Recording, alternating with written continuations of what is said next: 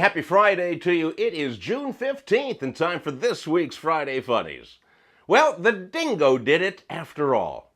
After 32 years, an Australian mystery was solved this week when a court ruled that Lindy Chamberlain Creighton's baby was indeed taken by a wild dog. Even though she spent 3 years in prison for her daughter's death, she always maintained her defense by saying that the dingo took my baby. This line quickly became a catchphrase right up there in popularity with, if it doesn't fit, you must acquit. Lindy and her husband were acquitted of all charges and have said that they will use this clean slate to dedicate their life to their real passion, dingo hunting.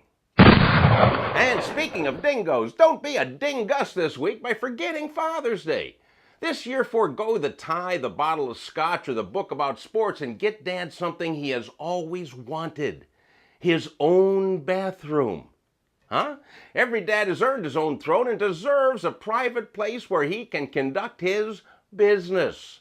If you can't afford to put a new bathroom in Dad's house right now, get him his own porta potty and keep it in the yard. Then even the neighbors will recognize your generosity towards Dad.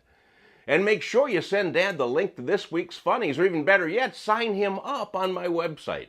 It's the gift that keeps on giving for free. And now, without further ado, here are the winners of this week's Oddest News Stories.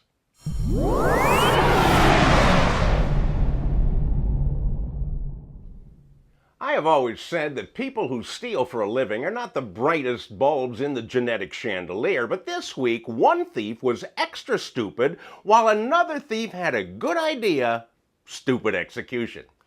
First, in Vineland, New Jersey, Stephen Merkzo walked into a bank, indicated that he had a weapon, and demanded cash. He left with an undisclosed amount of cash, got in his car, and drove away.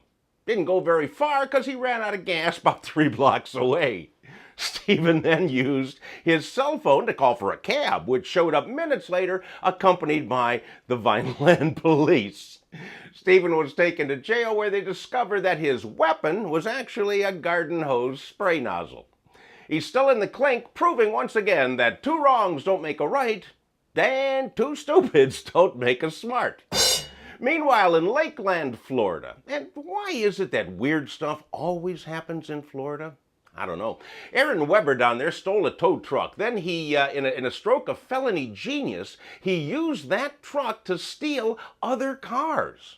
Pretty brilliant. Well, he got caught because he was at a red light and the police pulled up behind him, just happened to check the plate, discovered that the tow truck was stolen, then checked the plate on the car it was towing, discovered that was stolen too. So Aaron apparently was not too bright to drive around in a stolen tow truck, but even stupider because he was on probation for burglary at the time and had 8 grams of meth in his pocket. This, my friends, is known as the triple header of felony arrests.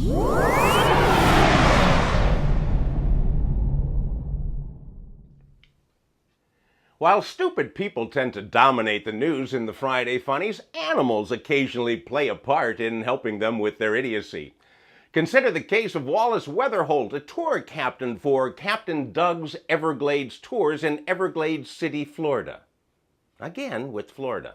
Anyhow, he was leading an airboat tour to see alligators, and Wallace was trying to coax a gator closer by holding a piece of meat over the edge of the boat. And that did the trick, as the gator took the meat and the hand that was holding it. Wildlife officials were able to capture the gator and remove Wallace's hand from it. They reattached the hand, and when Wallace woke up, he looked at his arm and said, "Hey, where's my watch?" Then they told him that he got his hand bit off. They reattached it, and they asked him how he was doing. And he said, "Well, all things considered, I'm doing great." Huh? All right, that's it for this weekend. I wish all of the fathers out there a happy Father's Day. And I will see you next week. Huh? That's good.